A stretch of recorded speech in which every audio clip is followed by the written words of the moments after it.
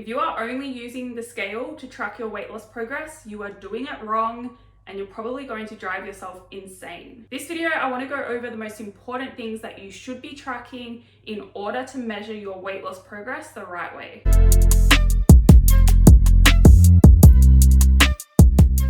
Hello, welcome back to my channel. My name is Jodie and I help you change your beliefs so you can change your body, your health, and your life. This video, we are talking about weight loss progress and what you need to measure exactly in order to make sure you are making progress. Now, I'm assuming you already know that you need to eat in a calorie deficit for weight loss.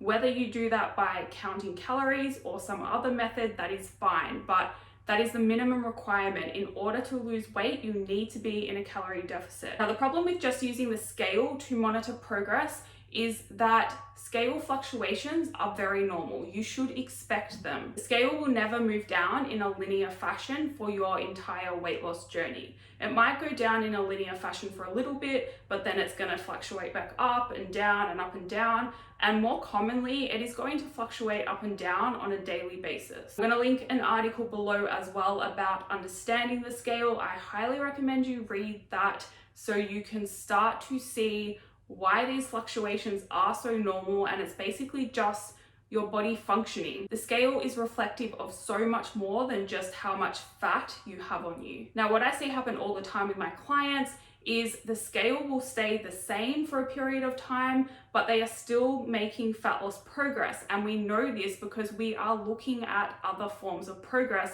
other than the scale. Now, if we weren't looking at these other forms of progress, it could be very easy to assume that the diet isn't working or they've plateaued. And if you're doing this by yourself, if you see the scale just staying the same the whole time, it's not going to be very good for your motivation, and you're more likely to give up too soon and not actually succeed with your weight loss journey. So it is vital that you are using more than one form of progress, and the scale should probably be the least important thing that you're monitoring, especially if you have attachment issues to the scale. So if you get happy when it goes down and if you get sad when it goes up, it could be a good idea to stop weighing yourself for a period of time and focus on these other forms of progress that I'm going to go through now. So the most important form of progress, in my opinion, if you are wanting to lose fat, is your waist measurement, because what I commonly see all the time is the scale will stay the same for a period, but your waist will decrease. And that is a very good sign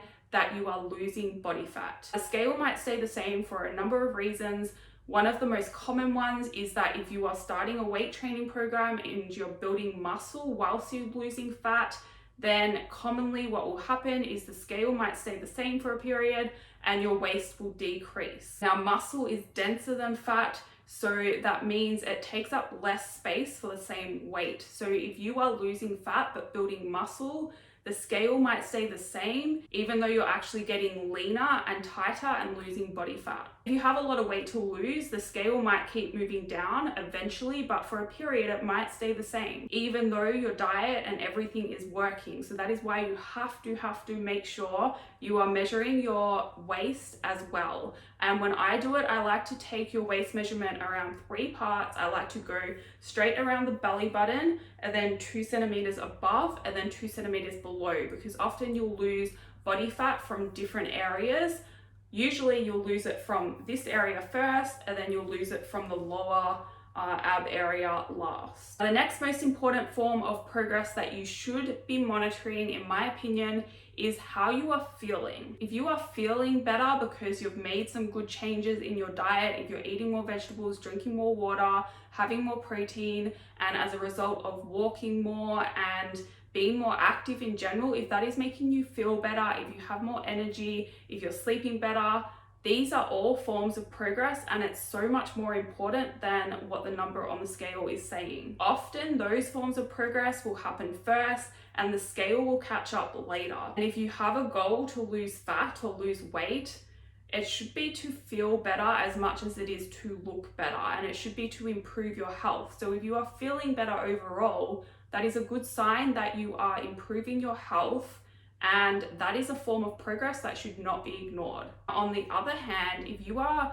feeling starving, if your digestion is crap, if you're getting sick all the time, that could be a sign that you are doing too much cardio or too much intense exercise and you're not eating enough. You need to either add in a little bit more food or take away a bit of cardio to ease that stress load on your body so it actually responds better. The biofeedback, like how hungry you are, your energy levels, how you're sleeping, your sex drive, all of that is really important to monitor as well to make sure you are losing weight in a healthy way. And I will say as well, it is normal to get hungry if you're in a calorie deficit, if you're trying to lose weight, but you shouldn't be starving. You do not need to be starving. Now, the next form of progress that I like to monitor is how your clothes are fitting. Because your body measurements are likely to be changing, you will start to notice that your clothes feel different on you. They probably fit a bit better.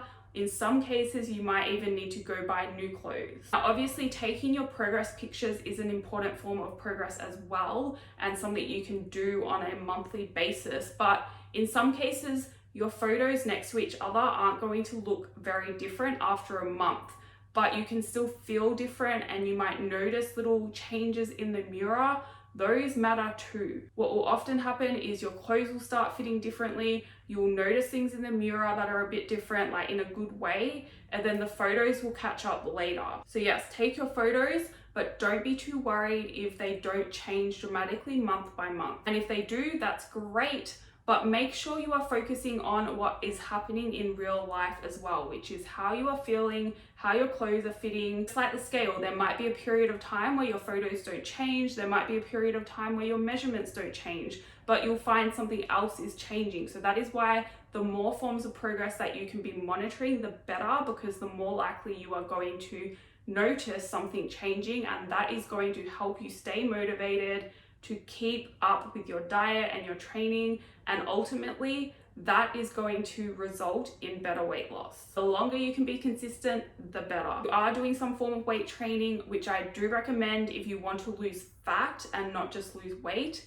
then another form of progress that you can monitor is your strength. Week by week, you should notice that the exercises you're doing are getting a bit easy, and you can probably even start adding weight that you couldn't lift before. Strength gains are a very good sign that you are building muscle, and ultimately, combined with a calorie deficit, that is going to result in a leaner, tighter body that you probably really desire if your goal is weight loss. Now, one last form of progress that you can monitor yourself is any behavior changes that you're making. If you are finding it easier to say no to that extra glass of wine, if you've given up alcohol for good, if you are eating more vegetables every day, these are behavioral changes that are going to set you up for long-term success, not only to lose weight, but to help you keep it off as well. Behavior is one of the hardest things to change. So if you are making progress in that area, if you are staying more consistent and you've never stayed consistent before,